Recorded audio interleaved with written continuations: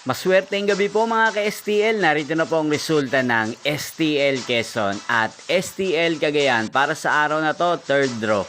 May 23, 2025, 8 p.m. Kaya't kunin nyo na po ang inyong mga tickets. Narito na po ang resulta.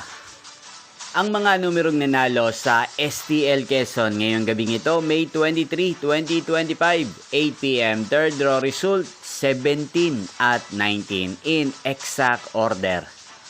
At para naman po sa STL Cagayan, ang mga numerong nanalo, May 23, 2025, third draw result, 15 at 8 in exact order. Sa lahat po ng mga tumaya ng mga numerong ito, congrats po sa inyo. Inyo pong napanood ang resulta ng STL Quezon at STL Cagayan sa channel na to, Roderick Hernandez TV.